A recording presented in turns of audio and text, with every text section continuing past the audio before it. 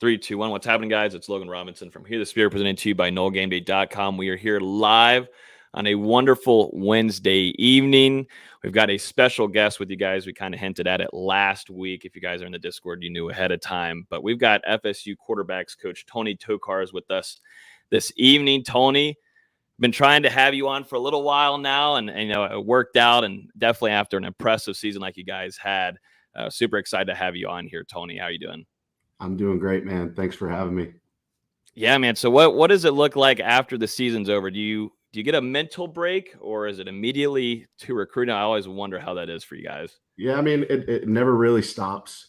But the changing gears, I guess the shifting of gears is refreshing too. But I mean, we just finished the season with a lot of growth and some good momentum headed into, obviously the recruiting focus that's the period of time that we're in right now. But I mean, great momentum going into our off-season workouts with our guys. And I mean, we just got to keep going and be consistent with it. I just wanted to ask out of the gate, you know, Jordan obviously announced he'd be returning for the 2023 season back in December. When did you find out that he was going to be coming back for another year? And just how big is this to have him back starting for, I believe, the 4th consecutive season? Right. I couldn't pinpoint the exact time. It was kind of a fluid conversation and everything. I mean, his focus, I mean, it's impressive. His focus throughout the season was on the game at hand, the week at hand. And I think he just he took things day by day. I don't want to put words in his mouth or speak for him, but at the same time, you could tell he was focused on what was at hand. But I mean, he had a plan, and I mean, we're all fired up about it. He's probably I said it earlier, he's probably the number 1 recruit we had in this year's class. So Mm-hmm. What do you think that did to the team, the aftermath from him announcing that to the fan base? What was that reaction from the team? And do you think that kind of helped with a few guys announcing their return? Yeah. I mean, I think that just Jordan as a person and as a leader, strip football away, you know, I mean, he's a great individual. He's tough. He's smart. He cares about other people and cares about the success of other people. And so when you're playing with a guy like that, I mean, it makes it somebody that you want to go out and put your best foot forward. And I think with some of the other key returners that we had, it played a role in it. I mean, Jordan's been through the fire, and he's shown the climb. He's been the epitome of it and everything. And it's exciting to have him back. Makes me a better coach, that's for sure. But I mean, I think it definitely played a role, and I mean, we're excited to see this going forward. Yeah, and you kind of talked about it, but obviously it's not just Jordan coming back, Trey Benson, Johnny Wilson, Jared Verse, Fabian Lovett, a ton of guys that are experienced and have produced that are going to be coming back for this team in 2023. How much do you think it says about the culture that's been instilled at Florida State by you, by Mike Norvell, the other coaching staff, even the players policing themselves? How much has that culture paid off in this for some guys to maybe even turn down an NFL future now to come back for Florida State for another year? Right. I mean, you hit the nail on the head. That is the reason. It is the culture. It is a culture that's driven by people and by relationships. Winning is obviously important, and that's key for all of us, coaches, players, the program. I mean, yes, you want to see that scoreboard where you have more points than the other team every week. But really, to get to that point, you got to lay the foundation with people and with culture, whether it's coaches that care for each other, coaches that care for the players, players that care for the coaches. I mean, it's all inclusive. And I mean, at the end of the day for us, it is how can I push myself and how can I push the people around me to be the best version of themselves. And that's something that I think that this program is living out. And it starts with just how you care about the person next to you. Going back to this season and the season that you had, what was it like seeing Jordan Travis and the improvement? And when did you see his kind of hunger change? It felt like something changed mentally. We were watching at practice, and Mike Norvell, a few of the assistant coaches would also talk on him about kind of playing ticked off at practice. And it kind of happened in the middle of the season there. And during the losing stretch, what do you think you saw from Jordan Travis saying, oh, something switched? Where do you think that was in the season? I think, I mean, he's always had that competitive fire, that competitive edge. We went on that 3-game skid, and in my opinion, I mean, he realized, not that he didn't before, but I mean, he really started to take true ownership in everything. In his preparation and the way that he came out to work, how it affected his teammates, holding his teammates accountable, and us as coaches holding each other and holding our players accountable. I mean, that's a huge part of it. But I mean, a guy like Jordan, just with his competitiveness and his grit and everything, I think that he just willed this program and this team to continue to climb like we did. And that's all credit to that kid, because it's easy to, when things aren't going well, to find what's wrong as long as it's not you, you know. Mm-hmm. But he kind of kicked it into another gear, and he's always been critical of himself, but I mean was truly driven to be the best him, Sunday to Sunday, every single day, you know, which is obviously really cool to coach. But yeah, I couldn't pinpoint an exact time, but I mean, he's had that. It's that fire, it's that drive that he has. I wanted to jump back a little bit further on Jordan Travis, because you got to Florida State, I believe, in December 2019, when shortly after Mike Norvell was hired. So just going through those initial weeks, months, even years, because you spent the first 2 years, obviously, as a senior offensive analyst before taking over as quarterbacks coach this past season.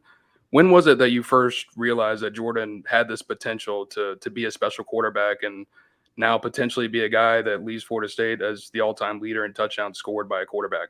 Yeah, I mean, pretty early on, you recognize the God-given talents, right? I mean, super explosive athlete. I mean, you could put him in a phone booth or out in a farm field, you know what I mean? And it's going to be pretty hard to touch him either way.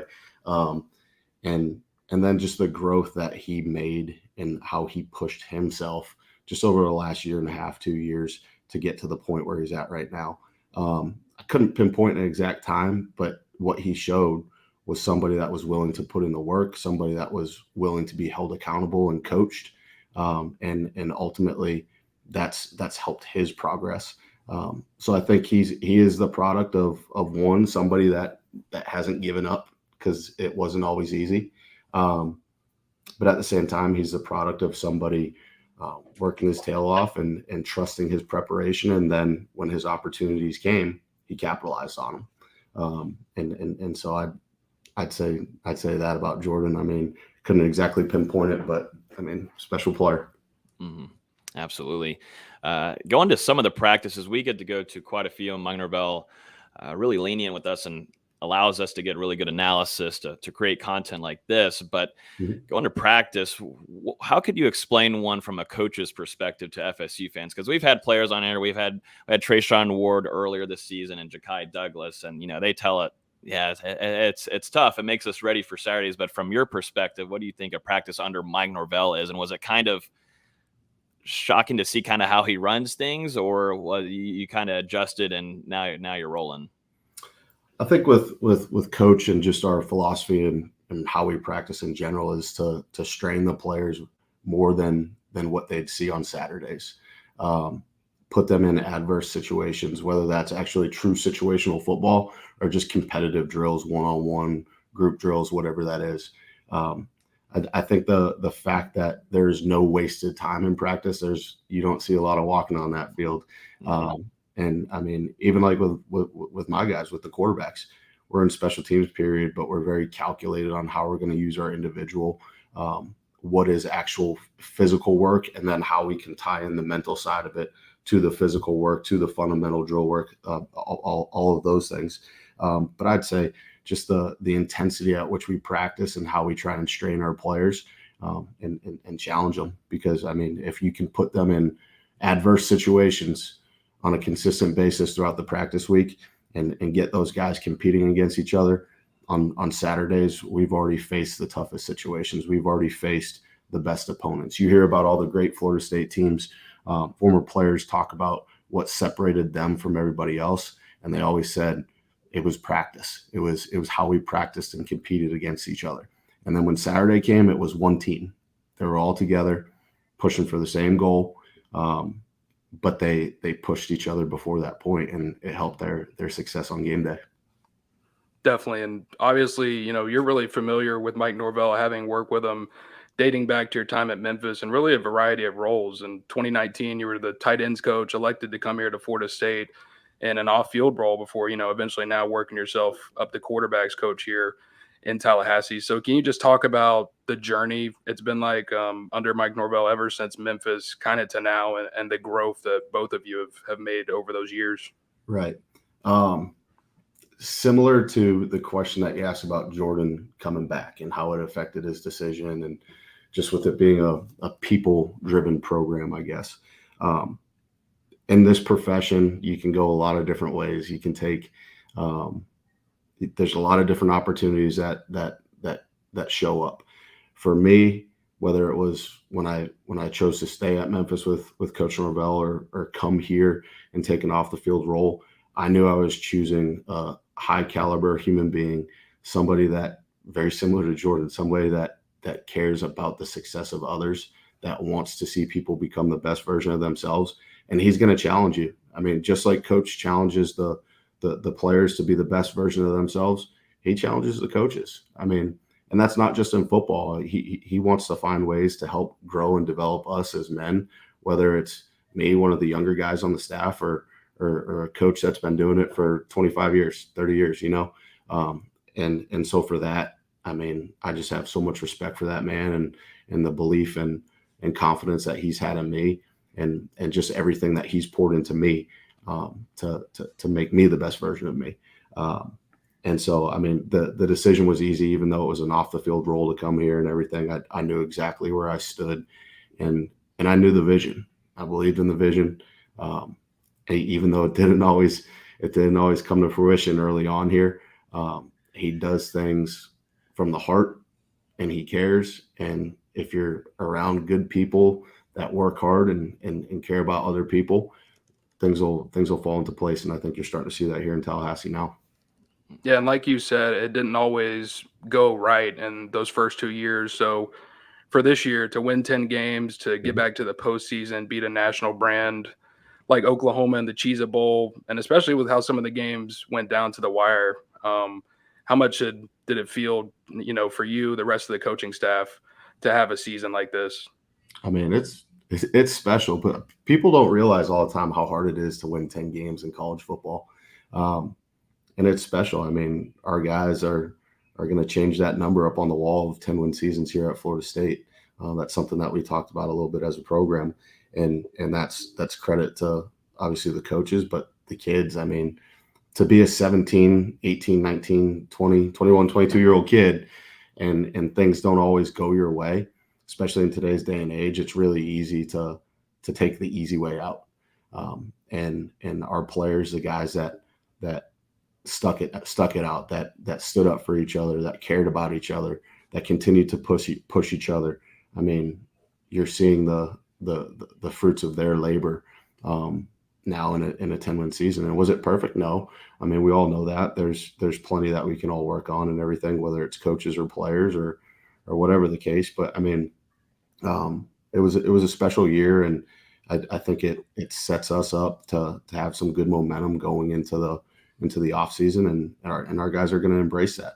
We're going to work like we haven't worked before, and you guys know the standard of work here for us. So I think that's going to say a lot, and I'm excited to move forward.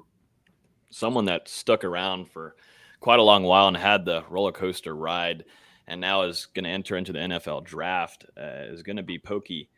What a season for him. The big plays. We were in New Orleans, and the show that he put on nationally was incredible to watch. But I just respect him for staying. You had a big wide receiver transfer class coming in. He decides to stay, a veteran guy, and competes and ends up keeping his starting job. And now has the season that he did, and isn't maybe talked about a whole ton, but that just kind of goes with how the wide receiver room changed on the Ron Dugans this season. Yeah. What do you say about Pokey in the season that he put through in the career at Florida State? Just the growth that we've seen from Pokey from when we first got here to now him taking the steps to go prepare himself for the next level. I mean, it's been tremendous. as a person, as a player. There was an instance early in fall camp where I was coaching up a group for a ball security drill, and I start correcting one of the younger players. It was his first time doing the drill, and his partner was Pokey. And as I'm starting to apply the correction, I see Pokey behind him, talking to him, coaching him up through the drill. And so once I realized what was happening, I took a step back and I let Pokey kind of take ownership of that moment. And it was something that was pointed out to the group later. But I think that I mean, I'm getting goosebumps thinking about it right now. that instance right there, I think it showed a lot about Pokey. It showed a lot about our program, embracing, challenging each other, coaching each other, holding each other accountable. And then as something as monotonous as a ball security circuit can get throughout the season, it's something that he took ownership of in that moment, which I think was really impressive. But I'm super excited to see how things turn out for Poke. He's a guy that's been through some adversity and everything, and we are obviously really blessed and thankful for his contributions to our program. I wanted to ask about one of my favorite moments of the season. Friday night in Louisville, Jordan Travis goes down in the first half. You're trailing 21-14 at halftime. And then Tate Rodemaker, 5 out of 8 in the second half, 2 touchdowns, no turnovers, is able to lead the team to a massive comeback win and what looked like an improbable scenario at the time. So to see him do that and that moment in a big stage where he had to step in unexpectedly, I mean, what did that mean to you, especially in your first season as quarterbacks coach? I mean, in our room, we talk about being prepared, even though whether you're the starter, whether you're running scout team, whatever it is, you got to prepare as if you're going to start. And Tate has been through his share of adversity in his career so far here at Florida State. And I mean, he's another guy that just refused to quit, refused to give up. What can I do to get better, coach? Takes ownership of the coaching, and then works his best to apply it.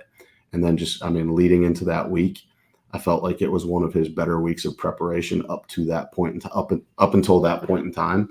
And when he got out there, he made some plays. I mean, a lot of people don't realize it, but the first play that he goes into the game, he throws a corner route to Johnny Wilson. And I mean, it's a hair off, but I mean, he's standing in there and just rips it. And I think what that shows is just the confidence that he's built within himself, within the system, the scheme, and the guys around him see that.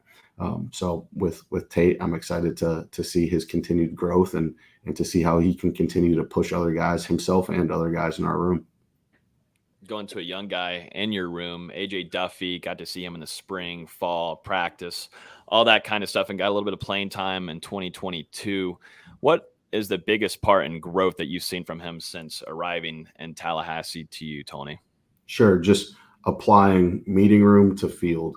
I mean, any freshman that comes in, I don't care if you're a linebacker, if you're a wide receiver, whatever it is, quarterback. I mean, it's one thing to do it in the meeting room and to talk through scheme and talk through film. But at the end of the day, the game is still fast when you get out there as a young guy. And I think just as the season progressed and went on, it starts to slow down for him a little bit. That's why I'm excited for this spring for Age, because he'll get a chance to get out there, get a good bit of reps and everything, and continue that growth. I mean, I think that the more, especially with quarterback, it's really any position, but especially with quarterback, once the game slows down, you can get to that point at this position where you're almost dictating the game. You already know what your answers are because you've gone over it so many times in your head or in a meeting or taking the reps mentally or physically. And then now he gets a chance to go out there and continue to build on that. So I'm super excited just to watch AJ grow, continue to push him and push the rest of that room. And we've talked about the majority of the quarterback rooms. Let's talk about the latest addition here. You guys got a big flip late in the fall, getting Brock Glenn from Ohio State. How big was it to flip him? Obviously he made that commitment to Ohio State over the summer, and you guys continued to pursue and were able to pull that off. Yeah. And what do you feel like he's going to add to the room, especially getting here as an early enrollee in January? I hate using the term flip, but I mean, at the end of the day with Brock, his recruitment was unique just because of the amount of connecting pieces we had with him and here at Florida State. It was truly just a relationship based recruitment. I mean, he was a kid that we were familiar with pretty early on in the process, and just the communication stayed consistent. And I mean, at the end of the day, we were able to come out on top. I mean, I think what he brings to the room is he's competitive. He is tough.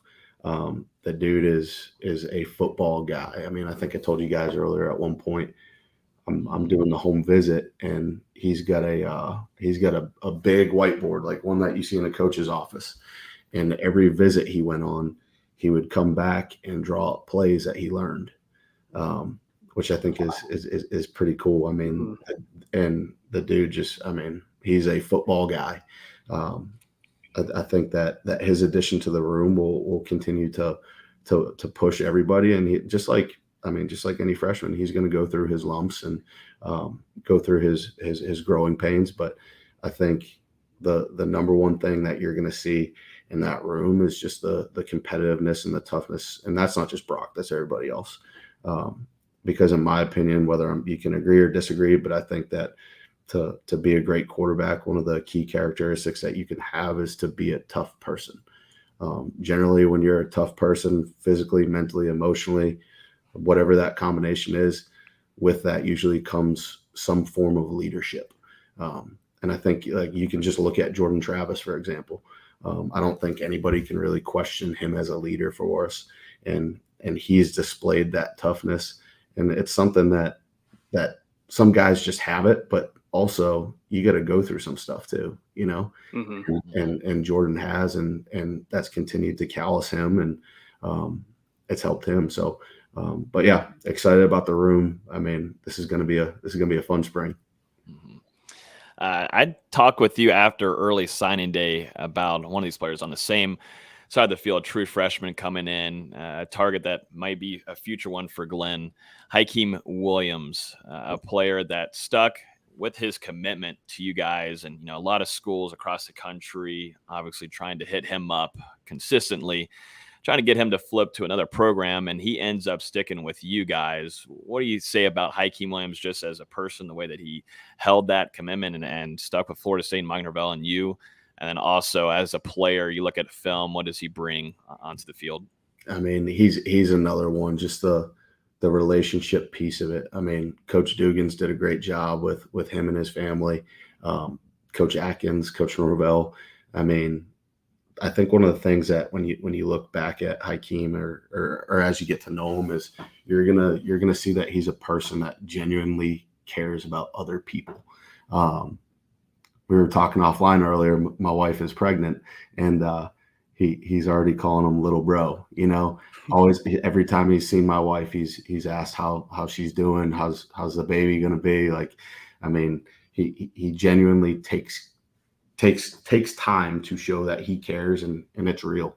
From the physical standpoint, I mean, it's gonna be fun having him as another weapon. I mean, you get a big long guy that he can take the top off. He can do things if you get the ball in his hands now.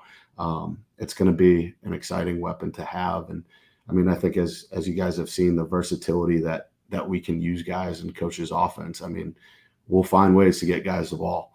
That certainly won't be an issue. So it'll be a fun tool. We just got to get it to them, right?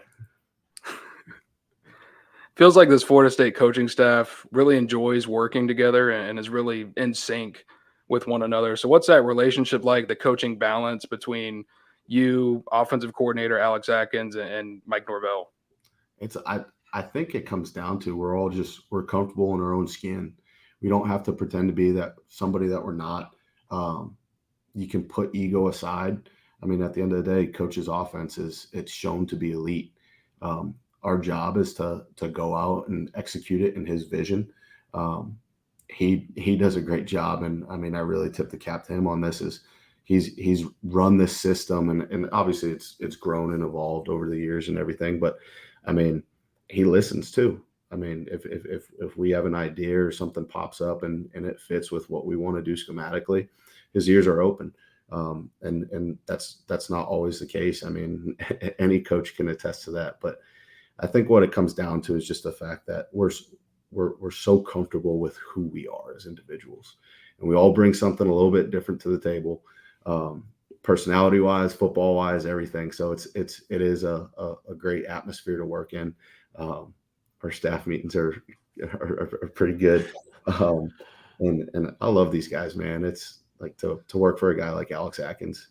I mean, he's awesome. I can't say enough good things about him. And again, I've said it a couple times about our kids, but it's true with our staff too. You care about other people, and you know that other people care. I mean, you get a chance to do some special things. So I was going to ask real quick, who's the loudest at practice? Is it Mike or is it Coach JP? Because I've always kind of tried to figure this out. That's what I'm really analyzing up there during practice, Tony. That's what I'm using my time. Can't forget about Odell, though. Odell, you can usually hear him across the one practice field. You usually can. I don't know. Coach JP can get up there pretty good, but speed. I don't know. I don't know if anybody can ever match. I don't know if anybody can ever match Coach Norvell. So no, probably not. Probably not. I've only got two more actually. One will be a quick one, real quick. What's your favorite spot to eat in Tallahassee? You've been here for a while now. There's got to be one to go to. The wife likes to go to. And you have got pregnancy cravings. So I'm gonna be totally honest with you. And it can be fast food. That's fine. That's fine. It is fast food-ish. Okay. I'm a huge fan of the wings at the Hobbit. Oh, okay. Now I'm a big wings guy. Love wings.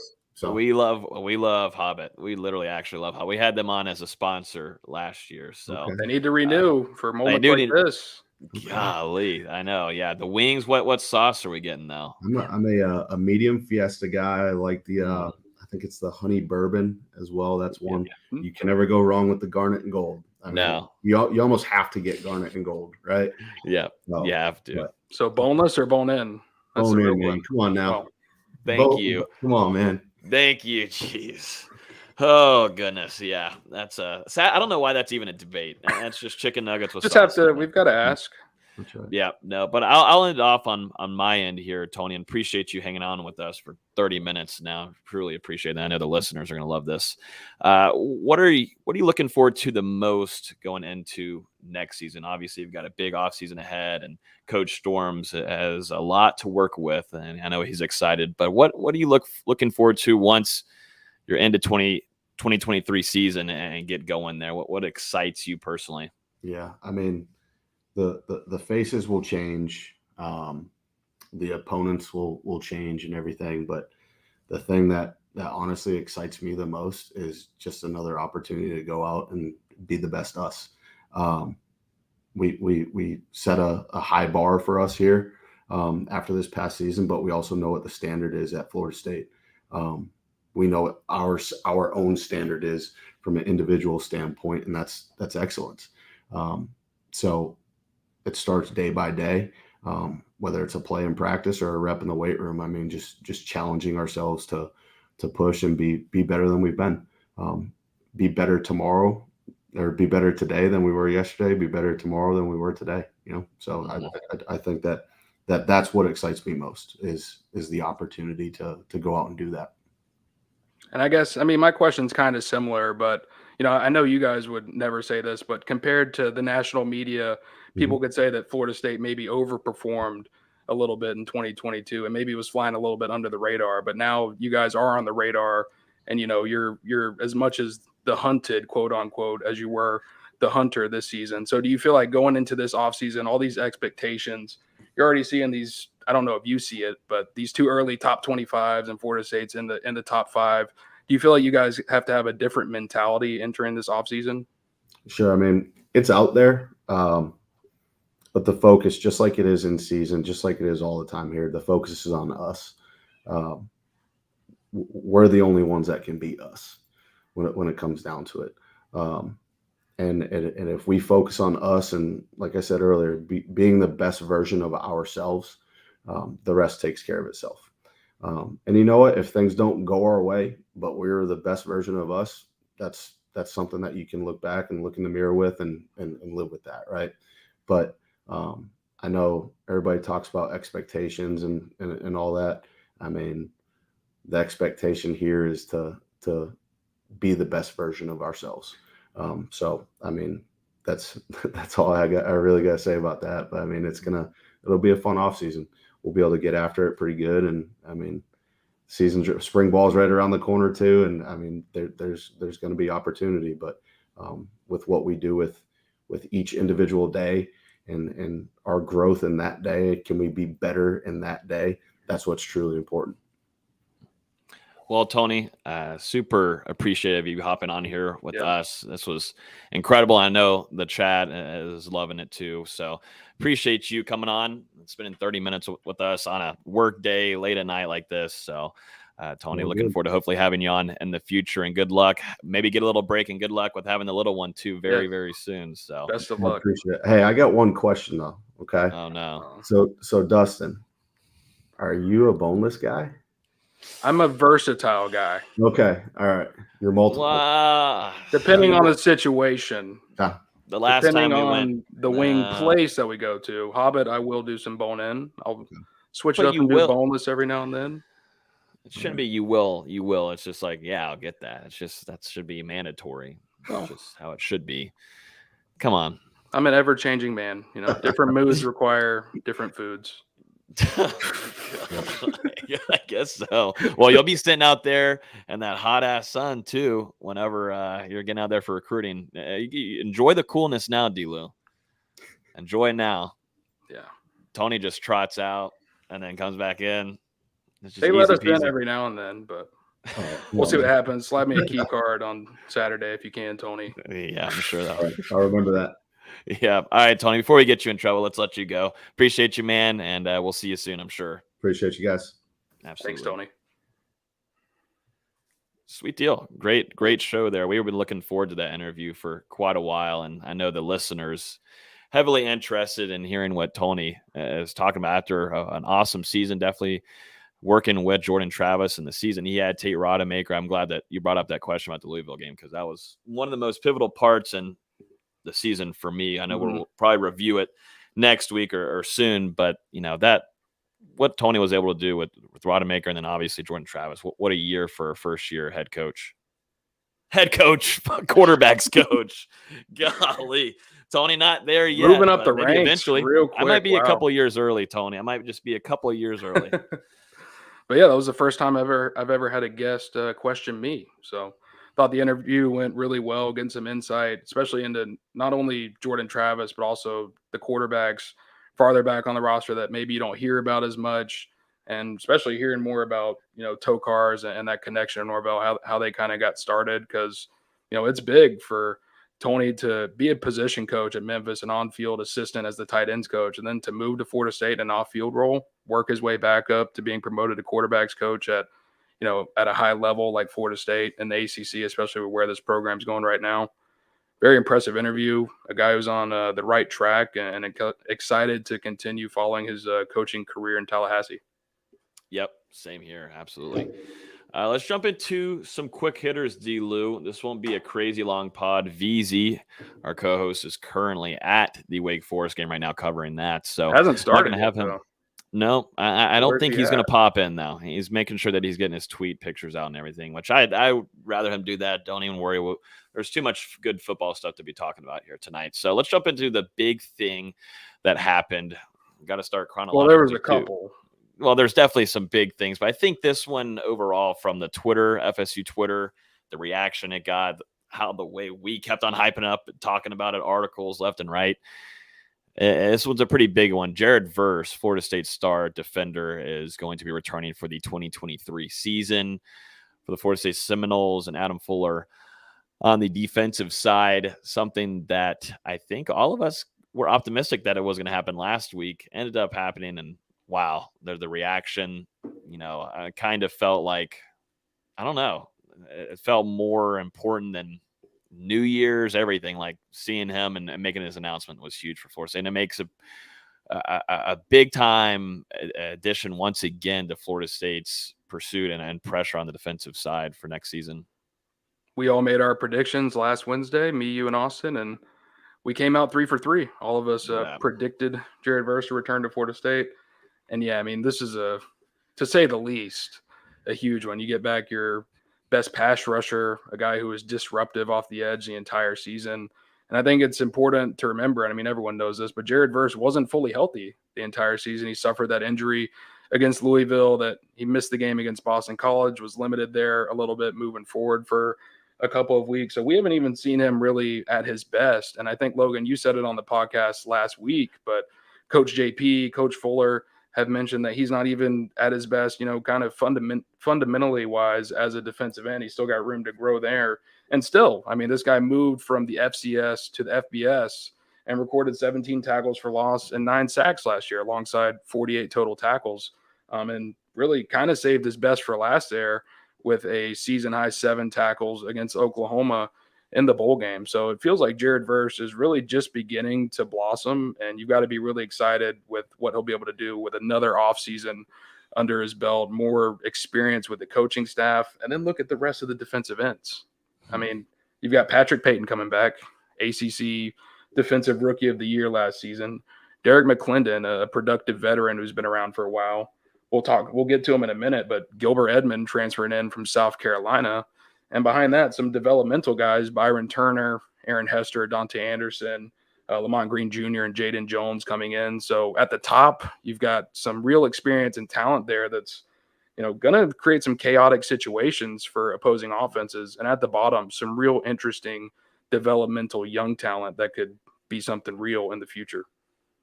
Exactly. It feels like a gigantic momentum swing. That's what it's felt like for the last couple of weeks of all these guys announcing the return. And then at the end, you have Jared Verse. It just feels like a huge turn into 2023 where, they are fighting to make a run here.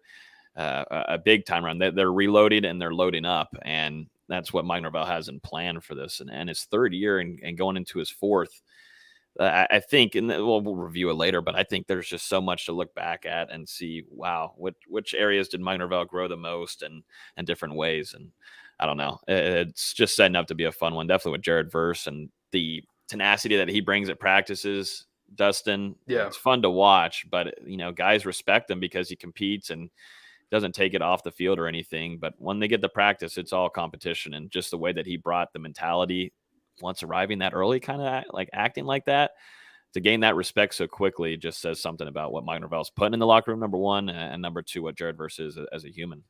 That's a good point, because not only was he productive on the field, but he developed into such an important leader for Florida State's defense. Was one of those guys that brought intensity, brought passion, and it just felt like whenever he was out there, these guys played a little bit harder for one another. So yeah, to me, it speaks a lot because, like you said, he came into the program and instantly made that impact. It wasn't a guy maybe like Jordan Travis or Fabian Lovett who had been here for a couple years, growing into that role. No, Verse came out of the gate ready to set the tone at FSU, and we saw it in the spring, but it really blossomed and bubbled up there in fall camp when he was getting these guys hyped up coming into practice, whether it was talking trash to the running backs, talking trash to the coaches, doing whatever he needs to do for the team to bring the energy that he wants that day. And, it doesn't feel fake with him. It feels very calculated, and he uses these type of moments to bring some real energy to the team, juice them up a little bit. And I think it's just going to be even bigger having him back in the program for another year. And even in practice, this is a guy, just a redshirt sophomore. It was his first year at Florida State after starting his career at the FCS level. And he's already sitting over there coaching up some of the younger guys who he's just been around for a couple months, and they're listening to him, listening to those tips. So I think these guys believe in Jared Verse. They believe in what he can do on the field and also as a leader. So this return, it impacts Florida State in multiple ways. It sure does. Let's jump into some other big news. It's just been kind of flying. Some things like this happen. What's but next? Let's jump into we need to talk about this next defensive backs coach, because I think all of us weren't expecting maybe that to happen as maybe not as quickly as it was, but we really weren't on schedule there. But, oh, hey, this is happening right here. And really wasn't a name that was highly talked about initially on the docket. Patrick Surtain, Sr., is going to be Florida State's next defensive backs coach going into the 2023 season. 11 years in the league. You know what he's done down there in American Heritage, coaching one of the top tier elite schools in the country at the high school level, definitely down in that area down in Florida where there's some really good competition. He is now going to be coaching for Florida State in that secondary group, which is a lot of young talent, a lot of proven talent too coming back. But this is a pretty big hire for Florida State, and also what he was able to do with his son, who was an absolute baller, going into, I believe, the Denver Broncos, if I'm not too crazy. Yep. So just to see what he was able to develop, and then also do that American Heritage, develop those guys, and they look more college ready than anything. There's a lot of stuff that you do like about this. And then even on the recruiting side, Dustin, which you can probably explain a little bit better. As you said, coming in as the next defensive backs coach, probably going to get the title as defensive passing game coordinator as well, because that was something that Marcus Woodson held in his previous role. Defensive assistant for the Miami Dolphins this past year. Obviously, right now they're in the playoffs, so it seems like he's going to be joining FSU once that playoff run is complete. Dolphins are going to be playing this Sunday against Buffalo on the road, so it's going to be a tough one. But prior to gaining this year of experience at the NFL level, Logan kind of went into it a little bit, but spent 9 years at American Heritage High School, one of the South Florida powers down there in Broward County, was promoted to head coach in 2016 and led them to a 65 and 10 record between 2016 and 2021, 3 state championships, was around constant talented recruits. I mean, you know, the list goes on from his own son, Marvin Jones Jr., Damari Brown. Man, so many guys have come out of American Heritage over the years and gone to programs across the country. And, you know, with that experience as a high school coach down there in South Florida, that means he's built some really close connections to other guys. That's going to help Florida State immensely on the recruiting trail, I believe. And this hire is already generating a ton of buzz from some recruits that we've talked to. And even further into it, played a New Orleans native who played at Edna Carr High School. Logan, you want to chime in there? Is that where Dustin Hill played football there? That guy? Yeah, but that's where Greedy Vance is from. That's who I was referring to. I got that wrong. Dang it. Yeah, that's right. That's Greedy Vance's place. I should have known that. Damn it. So, yeah, you get some Louisiana ties out of this. He played his college ball at Southern Mississippi, so you get some Mississippi recruiting ties out of this. Those are 2 areas that Florida State has been involved in since Mike Norvell arrived in Tallahassee, and obviously the vast South Florida recruiting connection. So a huge hire for Florida State, a proven developer, a guy who has proven that he can connect with high school recruits by, you know, being a successful coach at that level. And I think you've got to be really excited, not only with what he can do on the recruiting trail, but also as a developer of talent. And going to be interesting to see that balance as things move forward here and Surtain officially becomes a member of the program. We're still waiting on that official announcement from Florida State. Yeah, we got the little Mike Norvell bat signal, though. I like that. He did that pretty quickly. That was within 30 minutes, too. He made sure he got that out there. But he's obviously super excited for that hire. I just think you see Marcus Woodson, he goes off to do Arkansas, and we've said it so many dang times. Mike Norvell always has a plan B, C, D, E, and I think this one had to have been known for a little while now, and Florida State, you know, makes a big name hire that maybe not a lot of us were expecting a ton, but I look at the talent now that he gets to come in and work with, and development is something that was highly stressed and talked about throughout the season. And, you know, going through the review of the season, we've been bringing it up, you know, Florida State, if they are going to move on from a coach, it might be Marcus Woodson. They just want to see more out of that, including recruiting. But I'm just wanting to see, you know, Azare Thomas, you know, what can Patrick Surtain do with a guy that has shown us so many signs of special talent, and you saw it there at the end of the Oklahoma game. We saw it all throughout the season, him getting more playing time, and we saw it in practices early on. What can Surtain do with a guy like Azare Thomas and some of the younger guys, even some of the safeties that are coming in, but primarily at the cornerback position, which he has a really nice track record of developing and putting guys into the league and doing it and different levels, and it's now going to be in Garnet Gold. Definitely. And there were some other names on the board. We talked about Torian Gray over at South Carolina. He ended up getting a 2-year extension and a raise from the Gamecocks, and also Mike Trier, assistant defensive backs coach for the New York Giants, was another hot name on the board that had some connections to Fuller from their time at Marshall. And he was also a guy maybe with some recruiting ties in South Florida, was the recruiting coordinator at Marshall as well. I know Florida State at least gauged Trier's interest in the job, and from what I heard, the number they offered was very generous, but he elected in the end to stay with the New York Giants, and maybe that led to things progressing with Patrick Surtain. But regardless, Florida State, they did their research on this hire, checked all the boxes, and it seems like Patrick Surtain could be a good one in Tallahassee, not only, like I said earlier, as a developer of talent, but also as a recruiter. And some recruiting reactions just early on here. 5-star defensive back KJ Bolden in the 2024 class said, "I think it's a great move for the program." One of the best prospects in the 24 class, 4-star wide receiver Chance Robinson, said, "That's huge. He is a family friend of mine, and that really brings attention to the local talent here in South Florida because he's a recognized name with credibility behind his name." You've also got 4-star defensive back Jordan Johnson Rubel, who said, "I feel like it's a great hire. He's an ex-NFL player, so he knows what he's talking about. Also, he molded his son into a great corner as well, so that's a big thing for me." And then moving on, Edwin Joseph, Florida State signee during the early signing period, got his comment on the hire. He's set to enroll at Florida State in the summer. He said, "I feel great. I feel like he will push me and teach me a lot of things that I need. I feel like he's a very hands-on coach, and that's the type of coach I would love to play for." And then finally, I'll end it off with this one. Ashton Hampton, guy who's got some ties to Florida State through his father, said, "A very amazing hire from Florida State, considering the players he has coached, and I'm extremely excited to try and build a relationship with him."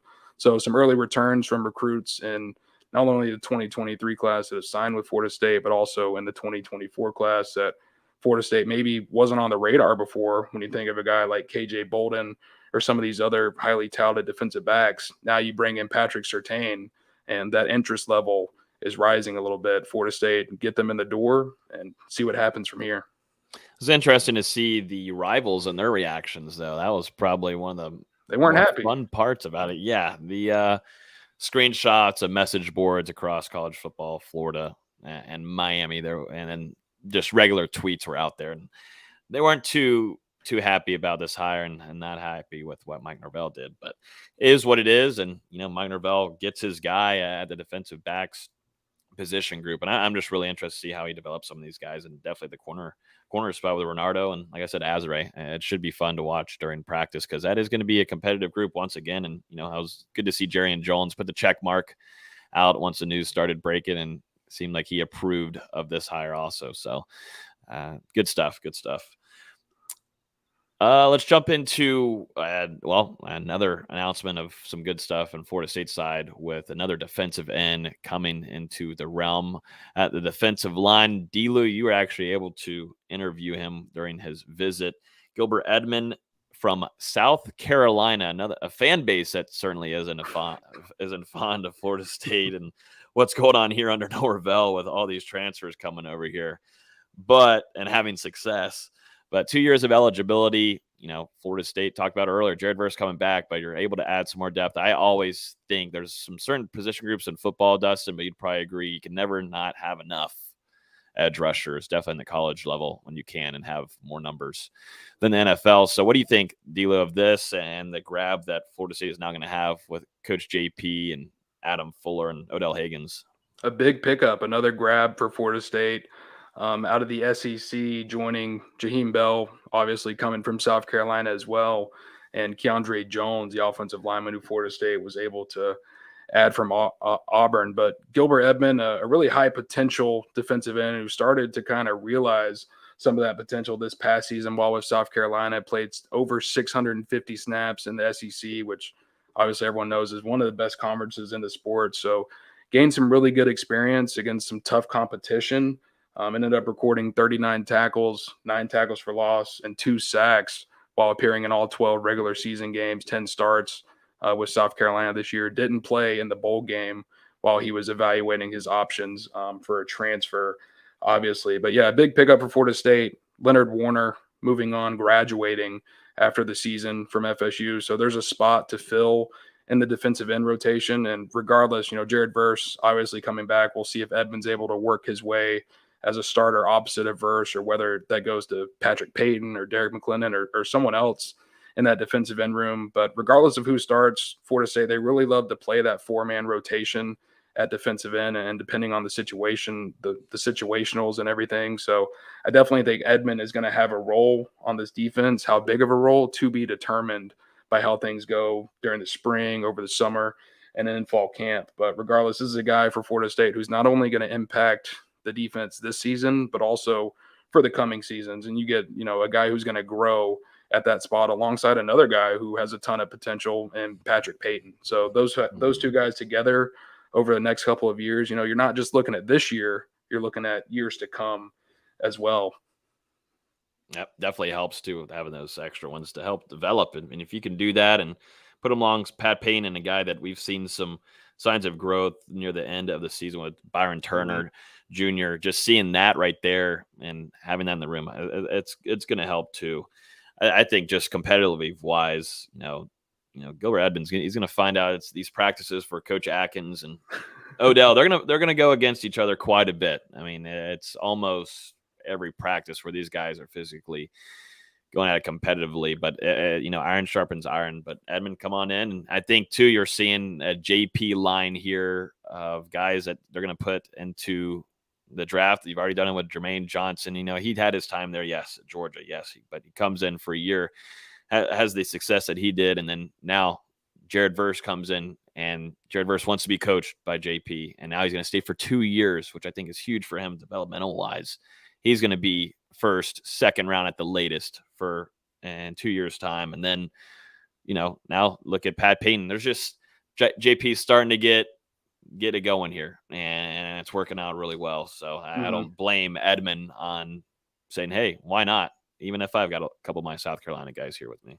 And kind of to your point, that was a big pitch for Florida State in this recruiting process. Like you said, have already had tremendous success with bringing in defensive ends out of the transfer portal, developing them, and then sending them off into better situations, whether that's Jermaine Johnson becoming a first-round pick now in the NFL, Keir Thomas, I know he went undrafted, but still with the Los Angeles Rams right now, and then Jared Verse, who clearly has a future at the professional level, potentially would have been a first-round pick this season, but is coming back to Florida State to solidify his status as a top 10 pick. Yeah, a top 15, top 10 pick in the 2024 draft. So Florida State, they've got a proven pedigree of developing these transfer edge players, and Edmond, the next in line there.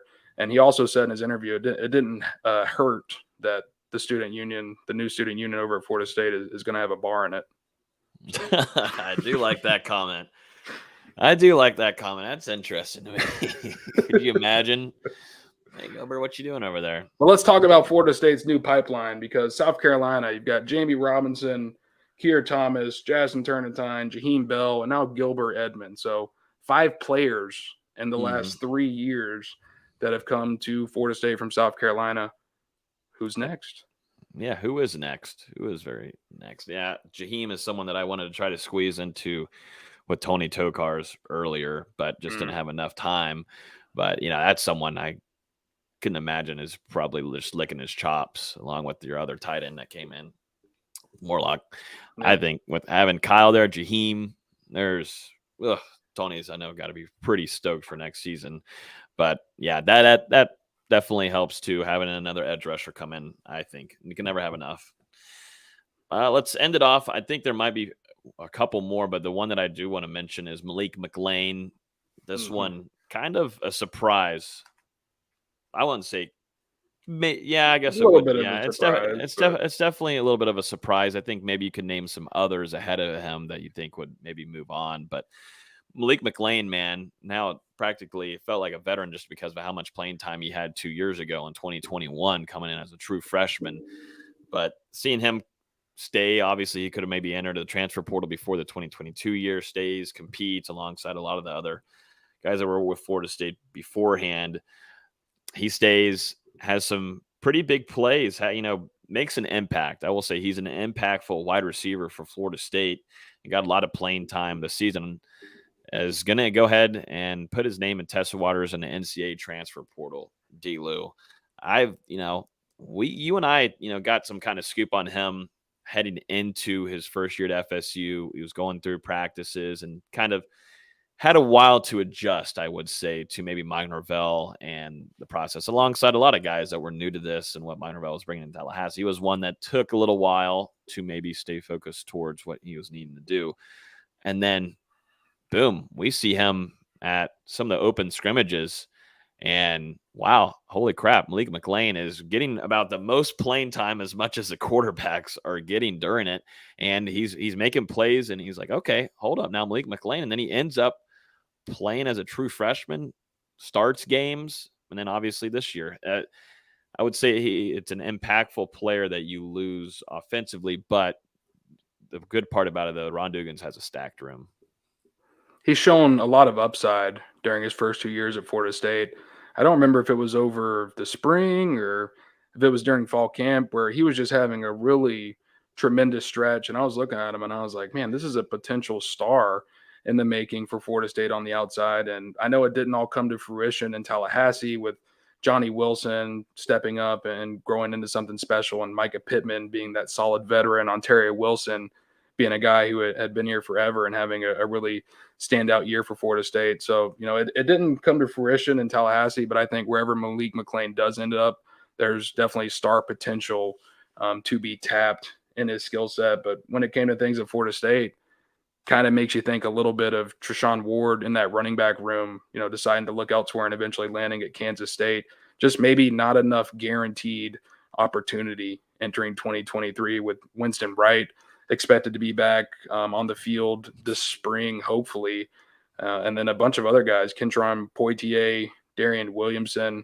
You mentioned it to Tony. You've got 5-star Hykeem Williams coming in. You've also got 4-star Vondravius Jacobs, who, is going to be a really good one for Florida State as well. And heck, I'm looking over here at my list. I forgot about Ja'Kai Douglas and Deuce Spann. So, there's just so many numbers at that unit. 11 scholarship wide receivers right now, even though Malik McClain has decided to move on. So, still a lot of numbers for Florida State at that position. And, last offseason, I feel like we would have discussed this maybe as a catastrophic loss for Florida State. But we saw some real developments from this unit. Some real talent is coming in to Florida State at the wide receiver spot. And it definitely hurts to see McClain move on because he didn't realize his potential at Florida State. But they've got a lot of good guys in that room as well. Yeah, and I think, I'll be honest with you, I think he understands his maybe potential. It's just he doesn't. That's a lot of rotating, man, and you don't get a lot of playing time. You're putting yourself more at risk of not getting playing time. And I understand definitely, like Treshaun Ward, happy for him. I'm so glad in the position that he's going into with their star guy running back moving on into the league. Go take that opportunity. And I think the same way is probably for Malik McClain. That's what the coaching staff is hoping for him. And I'm wondering if that's going to be the only player, though, in that room that we see that happen. I'm guessing not, in my opinion. Definitely once we go through spring, things are going to shake up as they usually do. So we'll be keeping a close eye on that. But, I'm wishing Malik McClain the best of luck, just like Treshaun Ward, and getting his new opportunity up there at Kansas State at a really, really good opportunity, and be pulling for both of these guys wherever they end up landing. And there were a few other names too. Rod Orr over to Toledo. I know that we put that out. I'm Malik missing Feaster to Memphis. Yep. George Wilson to FCS Campbell over the weekend. And I think that's it for now. But I believe, if I'm correct, 8 players so far that have left Florida State have found new landing spots, and you've still got 6 guys now with Malik McClain entering the portal today who have yet to announce a transfer destination. There have been a few polls out, D-Lou. I'll just mention these real quick. I don't think Tony really looks at them. Maybe he sees them on Twitter, but I take it that probably not going through some polls and stuff. Maybe. But there's been a few out there on ESPN's way too early ranking. They put Florida State at number 4 there in the top 5, I believe, ahead of Alabama. Also, I wanted to kind of, you did it, Dustin, but I wonder how Tony and the coaching staff looks at this now, because the way that you send your message going into a season has got to be maybe a little bit different, or you keep it the same, just because of the approach that Florida State had in 2022. Not ranked, not really anybody looking at you. Cool, you got the LSU the LSU season opener type deal, yada yada yada, but nobody's really talking to you. You'll be on national media, but no one's expecting a whole ton. And then boom, 10 wins, and you put together a really nice improving season. I just wonder what the kind of difference is going to be for this team, just mental wise, and that's going to take a different turn for Mike that he hasn't really had to preach as much anymore since literally arriving in Tallahassee. And that was kind of my point. I don't know if I worded the question right, but yeah, Florida State, they were flying under the radar entering the season. I can't remember exactly what the ACC projections were, but they were picked to finish tied for 5th in the ACC Atlantic or something wild like that at the beginning of the year in the preseason. And instead, I mean, even on this show, we thought Logan was overly optimistic when he predicted Florida State to go 8-4. And I picked 7-5. But, you could say Florida State overperformed their expectations this year. They were more of the hunter. And now entering this offseason, Florida State kind of the hunted with all of this hype surrounding them, all these players coming back, getting a lot of buzz. They're going to be at the forefront of that national picture. And every team on their schedule, they're already thinking about Florida State because of what this team is bringing back in 2023. And yeah, I do think you have to attack it a little differently because you're going to get every single team's absolute best on this schedule in 2023 because they know what you're bringing in. There's not going to be any types of surprises this year. So it's going to be interesting to see how not only the coaching staff, but the roster as well kind of operate through those expectations and how they deal with the pressure. Certainly does seem like, though, we will be back in Orlando for a top 10 matchup. I will say that definitely has that kind of vibe to it. And what a way to kick off that year. Whew, that's going to be wild. Going to maybe, I'm trying to think, there were anything else that I think there was, we'll go through the rankings real quick. The AP poll putting Florida State at number 11. The coaches poll putting Florida State at 10. So you can officially say Florida State finishes the 2022 season as a top 10 team in college football, man. We'll put it, we'll just give them 10. We'll just give them 10. That's where it's going to be put everywhere. And then, now Jordan Travis has a Heisman website that's up there, getting a lot of love there. I don't think Jordan Travis is a national home name to everybody yet. I don't think he is yet. He's put on some really impressive, spectacular kind of performances, definitely on the national stage. I just don't think he's a household name like a CJ Stroud for Hens, or maybe I'm trying to think, not even the TCU kid. Bryce Young. I just don't think he's in those realm of names yet. And I think Florida State doing a little bit of marketing on their side, helping out. Why not? Why not throw it out there? And he's already got the stats, and he's about to break a lot of ridiculous Florida State quarterback records. Just kind of you're hinting and telling Tony Tokarz during the interview about the most touchdowns for next season from a Florida State football quarterback. Like there's some big records that he's already broken. He did this year, and he's about to next year. I think it's great. Why not market a Heisman campaign? And the thing with Jordan is he doesn't care about doing the extra hoopla to try and draw attention to himself. He's worried about, his play on the field, his role as a leader for Florida State's team. I saw the interview today with ESPN. He was talking to Andrea Adelson and another reporter, but Florida State, I guess, was apparently trying to send Jordan Travis out to Los Angeles to the national championship game to get him on the national stage a little bit, build a little bit of that Heisman hype. But he ended up declining the trip because he just wanted to stay here and be around his teammates and focus on the goals that matter. And I think that just says a lot about Jordan Travis. We all know how good of a player he is on the field and what he's developed into at Florida State, but also the kind of person he is to block out that noise. And, they're focused on winning a national championship. And I think Jordan Travis would be happy if a Heisman came his way during the course of that pursuit, but that's not the ultimate goal for him. And he's looking at things that are bigger. You're muted. You might just want to be his campaign manager after that right there. That was pretty Tell good. Joe to give me a call. Yeah, you might have a new gig. Who knew this? Politics.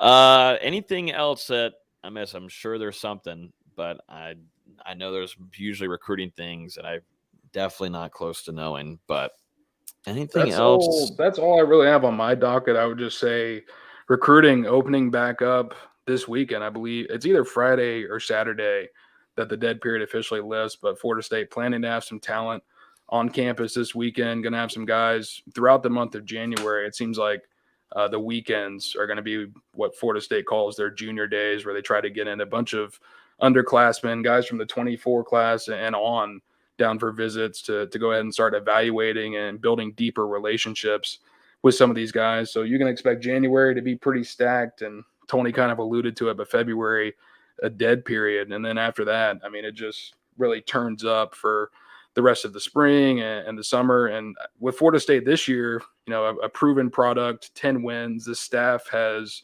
entrenched themselves really in Tallahassee now for the coming years after a successful season like this. Recruits pay attention to that, and there's going to be a lot of talent coming through those doors at the Moore these next couple of months, whether it's for visits or for camps in the summer. Going to be an exciting time. Well, I think that's going to do it for this week's pod. We're looking forward to having more guests just like Tony Tokarz all throughout the year and even throughout the rest of this month, maybe heading into February and on, definitely going into spring. So now there's a lot of time where there's more availability, definitely even maybe for some current players. So I'm going to try to load it up for you guys and try to bring some coverage and really get some an inside look at Florida State football and Mike Norvell's program, which is on a train ride to, seems like, some success here and could be a gigantic 2023 for the Seminoles. Yep. And it begins right now because the tour of duty starts this week. Yeah, I think that's on Friday, and I don't want anything to do with that. Every player that we've talked to, even just side conversations after practice, just asking, what's worse, practice or those fifth quarter drills? And that's that fifth quarter drills. The guys do not like that. So best of luck to them. I am not going to be involved in that. So we'll just sit here and talk about them. And 6 a.m. on Friday, I'll still be sleeping. Yeah. 155%. And, this is also my favorite time of the year where we start seeing some guys posting some growth, some gym pics. I don't want to kind of sound like that, but like they're going to show some growth and some muscles and some mass, and we're going to see some new weights, maybe some heights. I don't know. We could see a Hykeem Williams. I don't know. We're going to see some cool stuff. One of my favorite parts of football. So now that I sound like a creep, let's end off this podcast. Appreciate Tony for coming on here and spending a lot of time with us on a busy work day. So shout out to Coach Tony Tokarz, Florida State's quarterbacks coach. And also, D-Lou, appreciate you hopping on here. VZ, I don't know what the score is up there at Wake Forest, but hopefully Florida State is able to come away with that one up there against the Demon Deacons. Dustin's shaking his head. Yes. I'm trying to see if they – well, you made it sound like they're up by like 20 or something. I was about to say, okay, they're doing good. It's going to suck, though, if they're losing. When you bring up the score to it's Baba Miller's. It's 9-9. Does Baba Miller have all the points? That's what I would be expecting right now. Baba Miller was not in the starting lineup, so he actually has not touched the floor yet. It's only been about 3 minutes into the game. Well, that goes to show how much of basketball I know, I don't know. They just tipped at like 9 o'clock. So damn, tough scenes. Well, yeah, appreciate everybody listening. We will see you guys next week on Wednesday at 8 p.m. Y'all have a great rest of y'all's week and weekend, and enjoy the NFL playoffs. See you guys.